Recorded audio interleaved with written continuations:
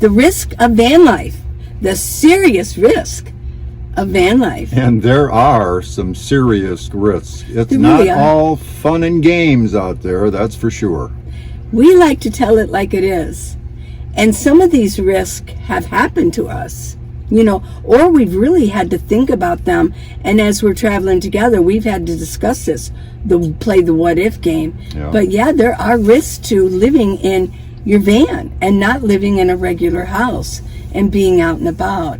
So, yeah, we're going to talk about that. I want to mention, first of all, you keep seeing me in the same outfit.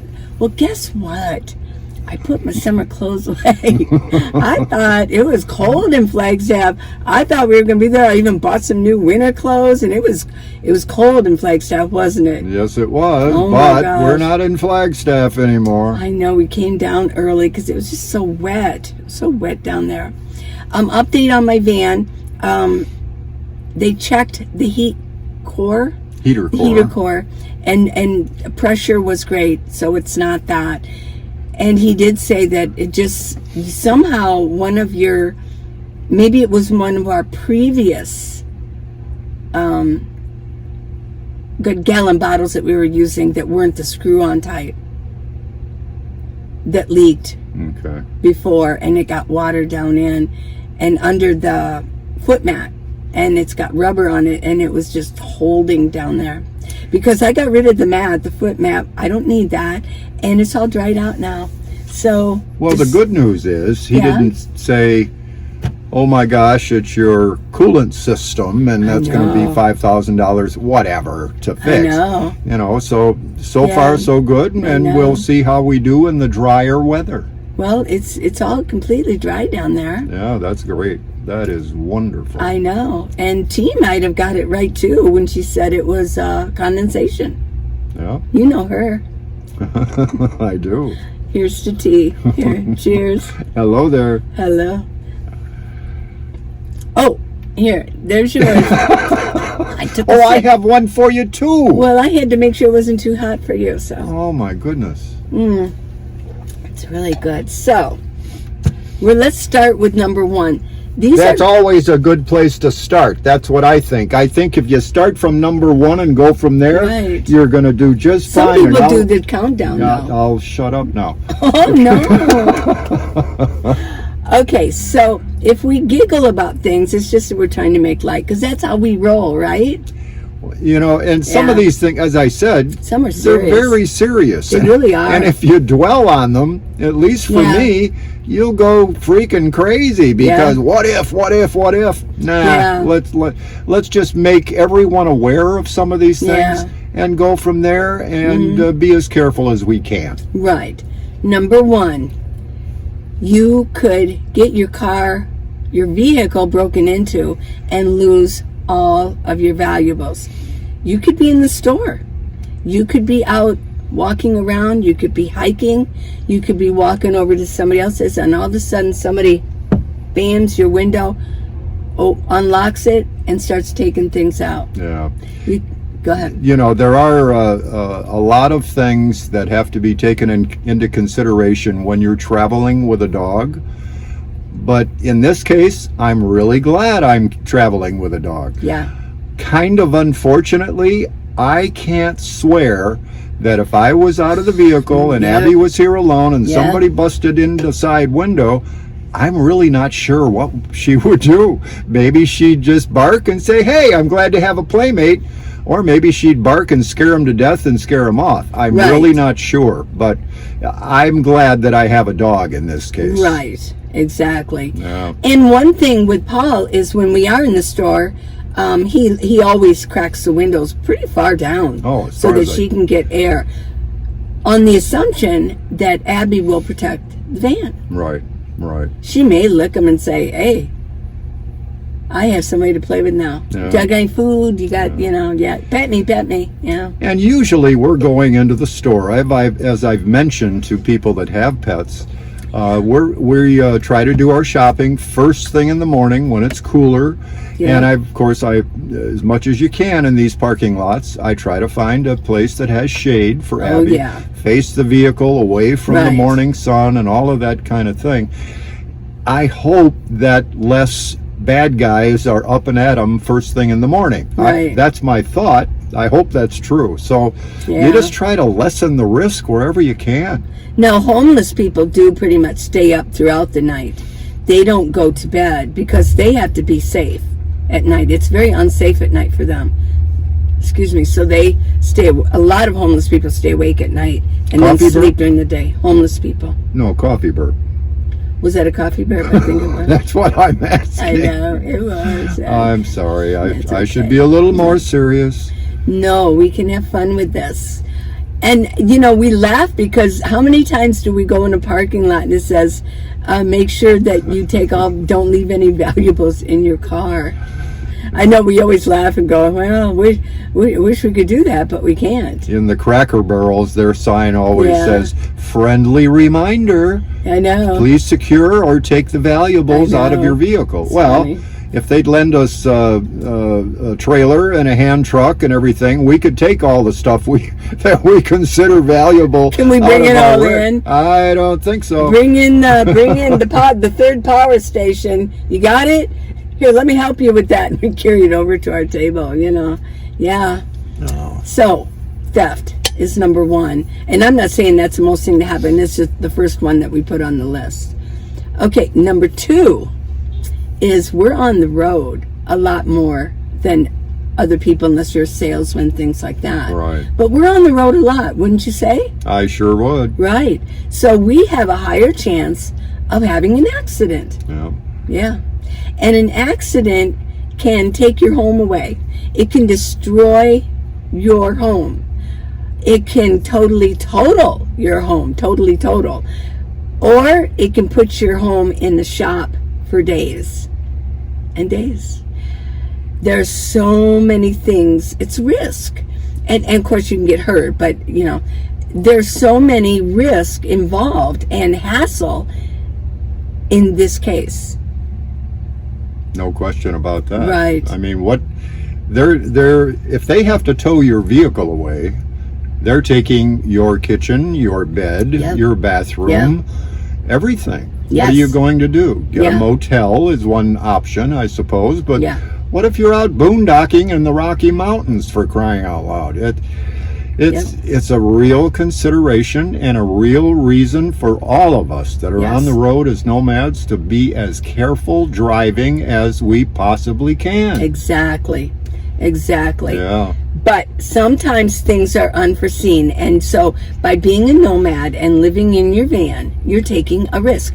If you live in a house and something happens to your car, you just go ahead and have the tow truck can take you home after he tows it to where it needs to go, and then he can drop you off at home. You can get taxi, Uber, Lyft, whatever, or your insurance, well, you can rent a car.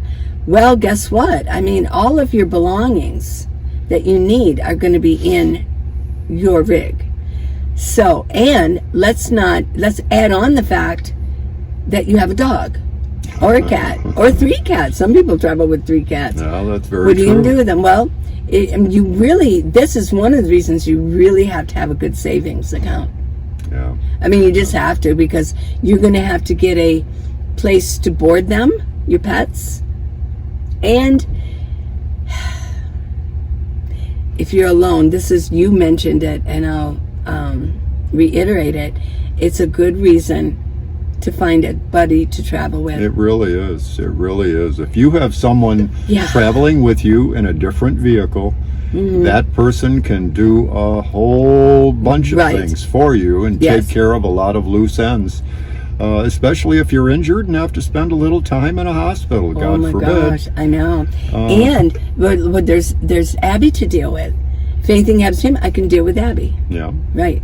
I mean, I don't know if I want her in my minivan, but you know what? She's welcome in there for as long as she needs to be until we can figure out what's going on. Well, she's been in here once before.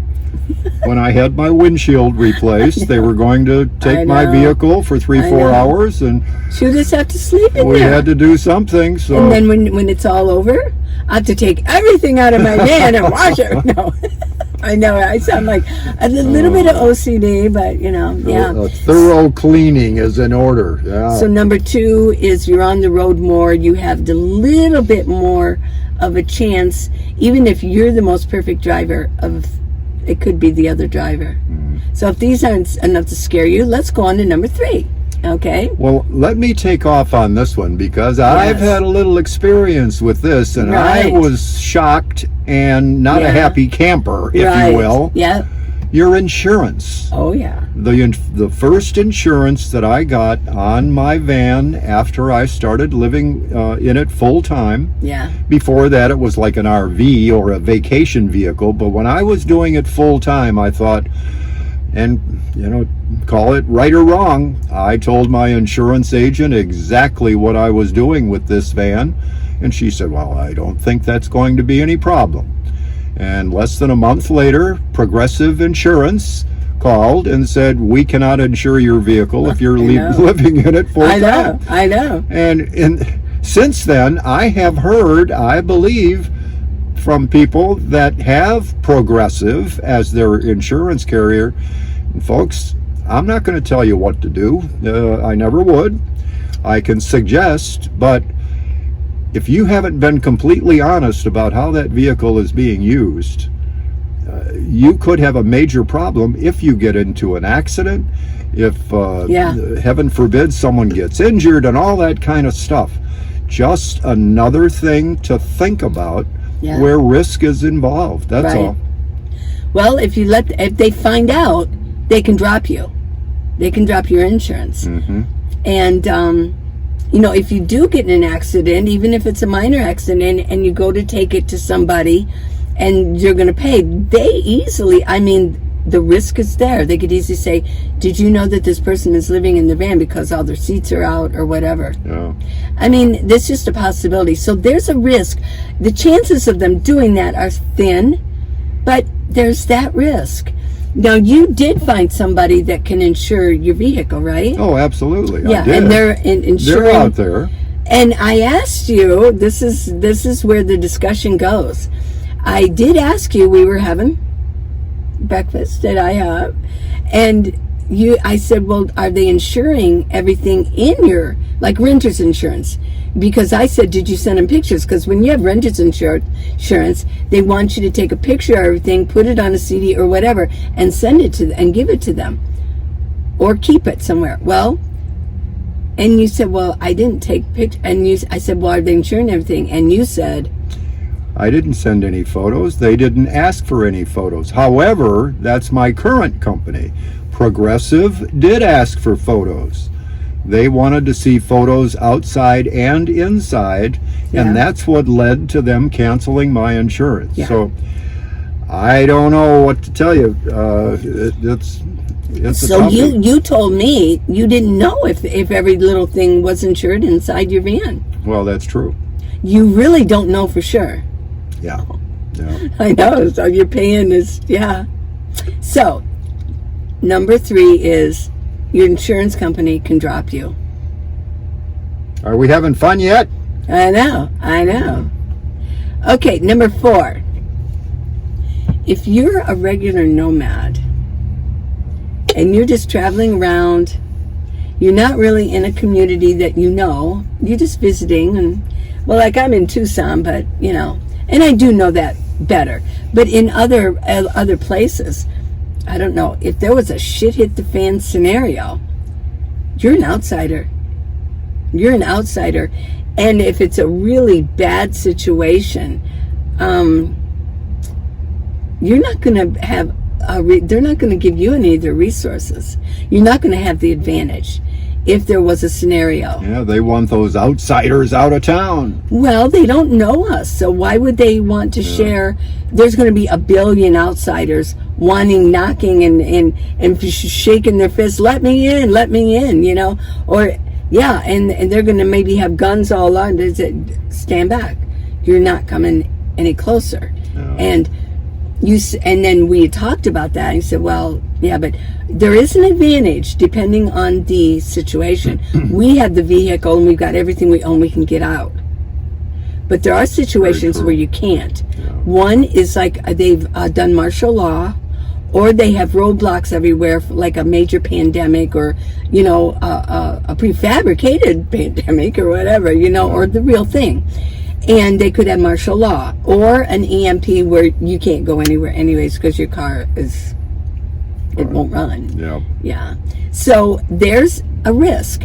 I'm not saying it's going to happen. I'm not saying even that somebody's going to break in, or that you're going to have an accident, or your insurance is going to drop you, or there's going to be shit. It's bad.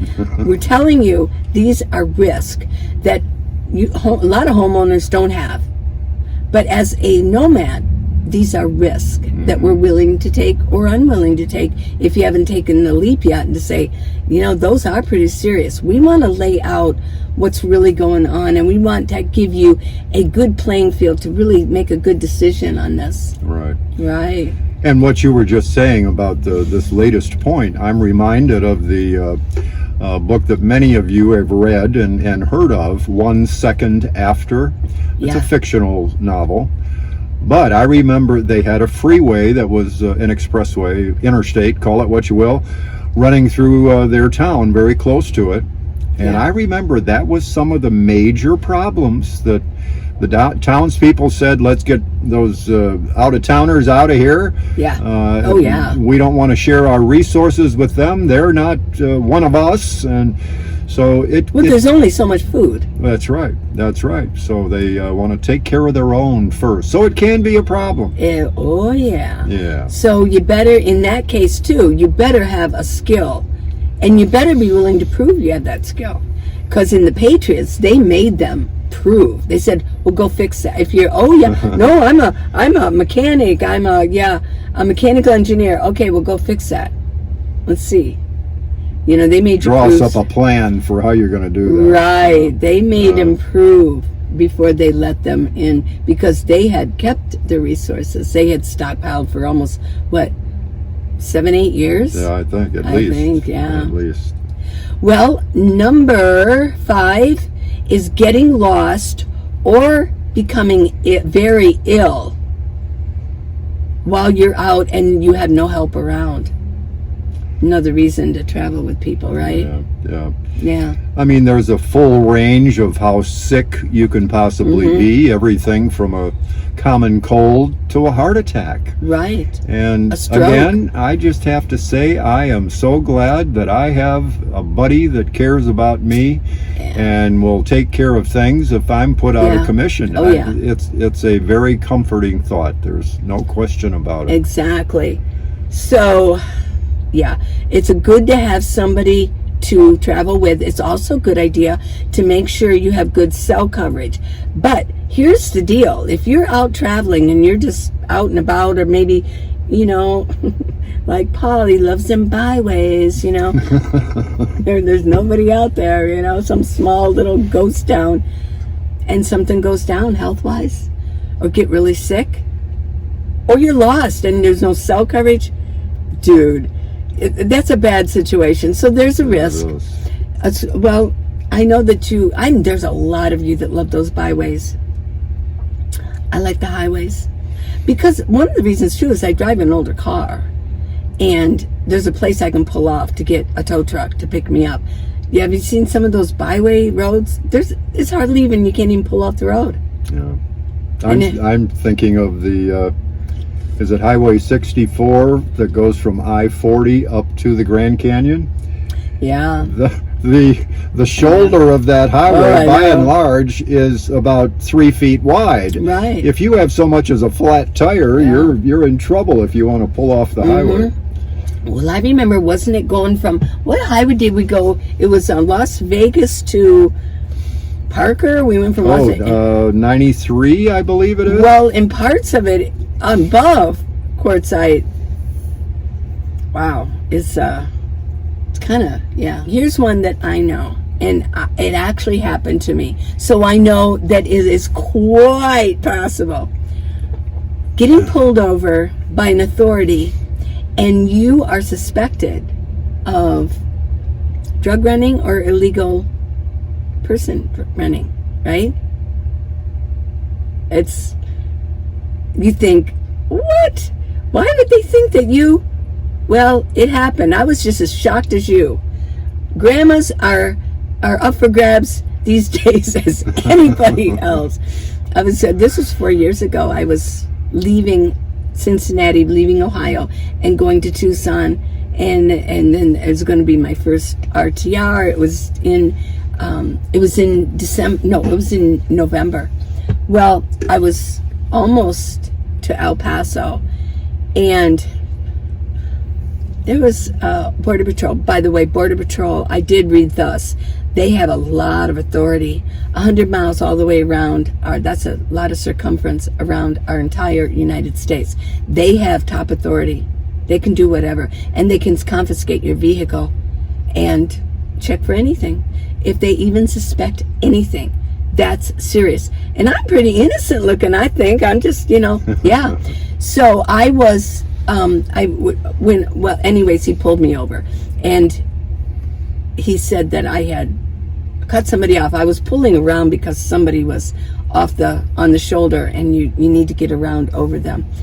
And when I came back, he said that so whatever. I don't believe that that's the case, but whatever. Because previously he was only going like 65 and a 75. They do that sometimes. We experienced that not too long ago. Mm-hmm. He was going like 65 and a 75, and you're like, was he trying to entrap somebody? Like, I'm going to dare you all to go around me. It's like, okay, we're going to play this game again, huh? Yeah. Well, he did pull me over. He was a young, brand new Border Patrol. And I was just naive, and I just rolled down my window. It's like, hey, and he goes, well, what? He goes, do you have a dog in your vehicle? I said, no. Anyways, I won't go into great detail, but he suspected, he asked me to get out. He suspected that I had illegals in there.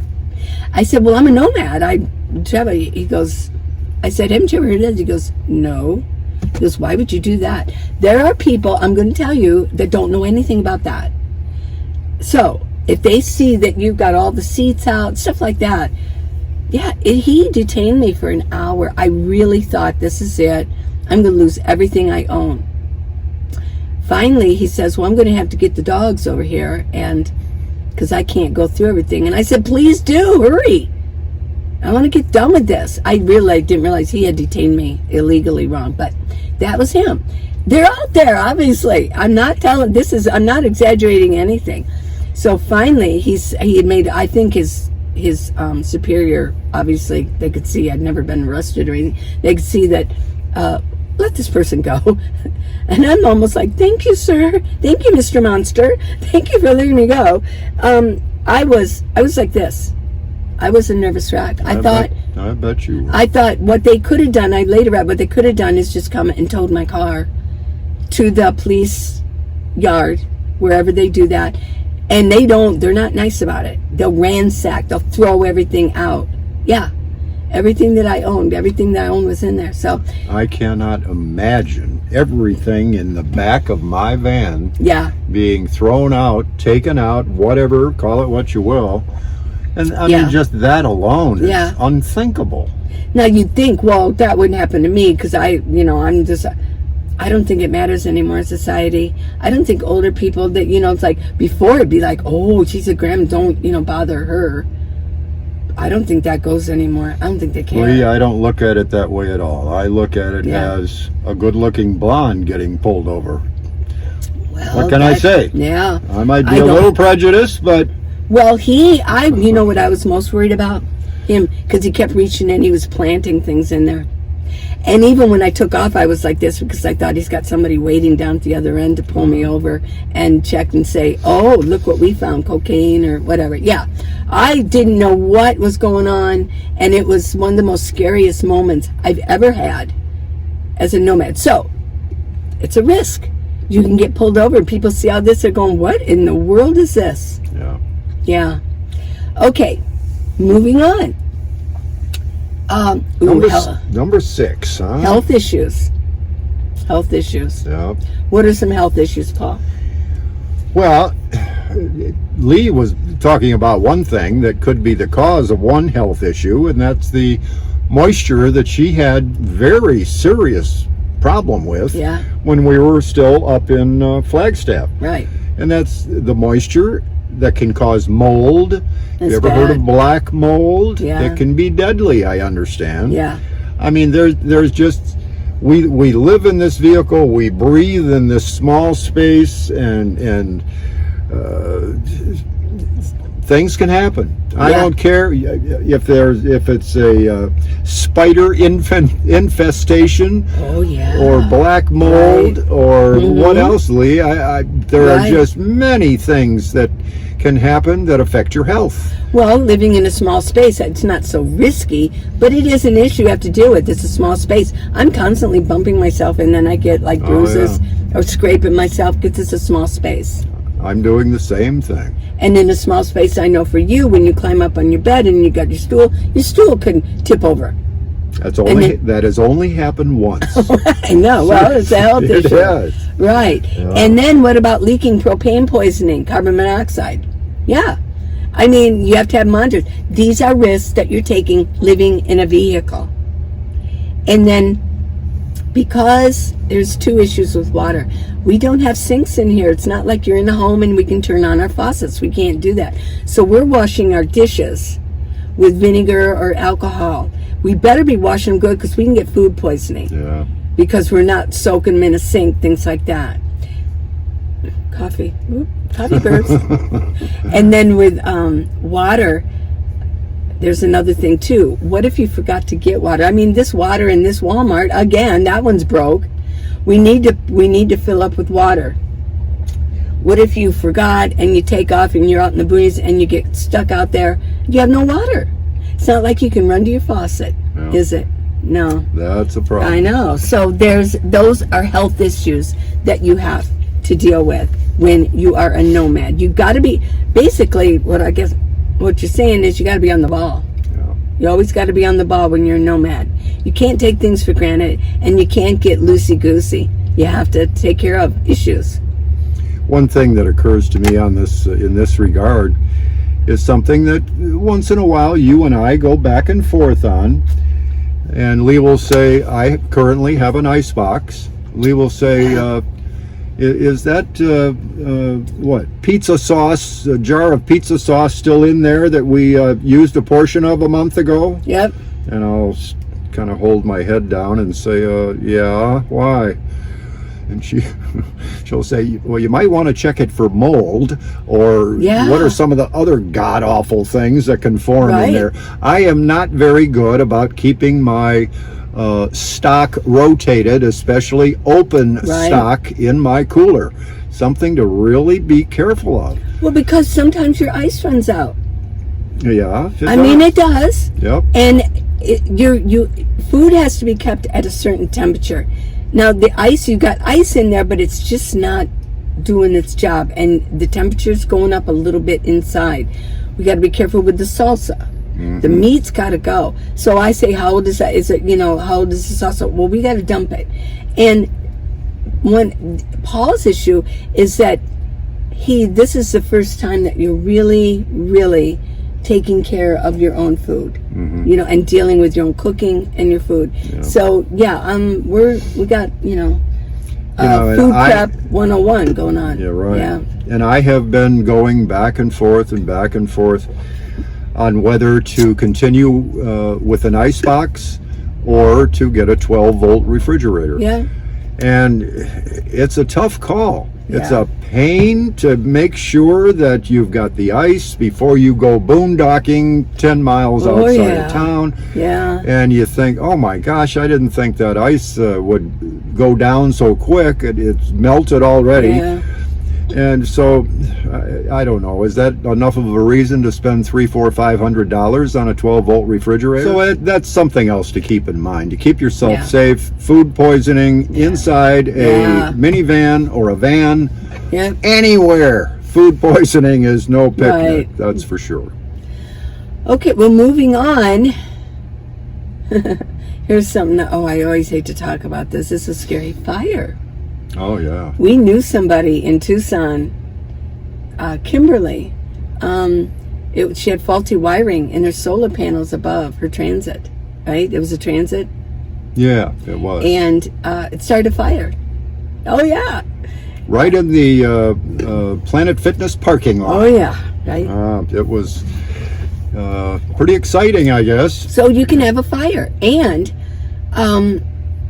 I can't worry about this because, oh my gosh, but I hear that lithium batteries can catch on fire. They can just explode. How many lithium batteries do I have in my van? Oh, I know. lots and lots. Lots and lots. So let's move on because nobody wants to think about that one. They're like thinking, oh crap, yes. And so then the last one. Well, you always have to worry about, there are bad people out there. There Yes. are a few desperate people out Yeah. there. You've just got to, the fancy term as I know it is called situational awareness. But what's the risk? What's The could risk happen? is getting hit over the head and someone stealing your vehicle, Yeah. stealing what's inside of it, stealing any valuables, money or whatever that they can find inside of it. You've just got to be aware and look around and be careful. And I know most of you people, sorry, shouldn't put it that way. Most of you folks do Our that. friends, I'm we do. sure. I know. You something just doesn't look right, and why is that person leaning against that car across the way? You know, just either get your tail back into the store that you just came from or whatever, or get in your vehicle and lock the doors right away and get out of that parking lot. Yeah. Folks, it's not necessarily common sense, but because there are people that would never notice that something might be wrong and want to take evasive action because of it. You've just got, and we're not, the bottom line here, we're not trying to scare you about all these things. We just wanted to kind of make you aware, if you're not already, which most of you probably are. But there's a lot of risk and a lot of things to think about to keep yourself safe and enjoying your nomad life. I mean, there's that risk of being attacked while you're parked somewhere Yeah. and assaulted. Or even worse. I mean, there is that possibility. But I will say that a lot of you might be thinking, well, there's a possibility of this if you live in a house. Exactly. There's a possibility of fire. There's a possibility that, of everything that we listed. Except maybe driving so much, have an accident. I think it's a little bit easier if you live in a house. But it's so much more complicated. The risks are greater. When you got pets in your van, things happen. When you've got all your valuables are in your van. Yeah. So our goal was to, maybe you're not a nomad already. Maybe you don't think you could handle these risks. I'm not one for just painting everything with some, rainbows and unicorn brush. No, there are risks, and we are, but I guess we're willing to take the risk, or maybe we didn't think about the risk so much. Now we're already out here, so it's like, we have to do these risks. Well, in my case, I'm so excited to get out and get on the road and travel and see and do things that the excitement overcomes the what if scenarios that we've been talking about. I'll be the first to admit it. Right. And I didn't mention, and when you have to have a new home, let's say you get in an accident. Well, remember, I had to deal with that in Quartzsite. We didn't talk much about that. When I took my 2006 Kia in, I didn't have a vehicle. And so I stayed in the tent until they were done looking at it. And then when I found out that they weren't willing even to fix it. It was too far gone. Yeah. I was really without a working vehicle. And I'll tell you right now, that wasn't as scary as the Border Patrol, but that was it. The worry goes deep, and it like starts eating a hole in your piece. And well, I remember Tyler. I mean, his minivan didn't work, but we got him going. That's why I wanted to start this system of helping each other just in case. Yeah. And a lot of you helped. So a lot of you didn't, but a lot of you did. I think if everybody helps, even just with $5 in the Facebook group, if we can get a GoFundMe going, that way everybody, I don't think you have to have a nonprofit organization to help people. Get a GoFundMe. We have enough people that if everybody would give $5, bam, then this person is going to get back on the road. And we're willing to do it for you too. And you, all of you. And just to make sure, if you haven't heard somehow, Tyler has sent many thank yous and updates and what have you, but he did get his card repaired. Yes. He is now in the Phoenix area. Yes. Doing, is it DoorDash or I think so. something like that? And it worked. I know. Congratulations, it worked. everyone that helped. Fantastic. I know, it worked, and you could be next, or maybe you might need it next, and we're just all happy to contact the group and say, hey, I need help. Yeah. There you go. Yeah. And we all need help sometimes. We do, but I think it makes us kind of like, I don't mind receiving, but I don't mind giving either. I think in order to receive, you're helping somebody give, right? Mm-hmm. It's all just, I keep talking about the circle of life. Well, and you mentioned those two words, receiving and giving. Yeah. Sometimes the hardest part, it's asking. Right. And receiving. Nobody. You what you call it, pride or whatever. It kind of. Yeah. It's kind of tough to say. You know what? I know. I need some help here, gang. Well, and some, even if they knit it and they wouldn't do it because they're not willing to receive. If you're not willing to receive, then you're not really willing to help another person either, because people like to give. Gives them a chance to give. Yeah. Well, I hope that this is an eye-opener. I hope it didn't scare you after death. But these are risks, and there are risks in living in your vehicle. Definitely, there's a lot of risk to it. All you have to do is think about everything. I know. Don't forget anything. Yeah. Well, and hope, and all joking aside, that's the reason for bringing up some of these things. I know. Because it had been a long time since I thought about every one of these points that, oh my word, there is a lot of responsibility. I could see when we were going over him, he's like, his demeanor's like diminishing. He's like, holy shit. Oh my gosh, yeah. I think I don't think I want to be a nomad anymore. Well, please subscribe and give us a thumbs up. We love you guys, we really do. And we have fun with you as much as you have fun with us. Right. So, yeah. You're our friends. Always good seeing you all and getting together for you, or with you on a daily basis now. I don't know how she does it. I really don't. She's got a system down now, she says, and she just clicks them off and does what she has to do, and she's a happy camper because of it. So bless her heart. This is what I do. Yeah. Okay. Love you guys. Bye-bye, everybody. Bye.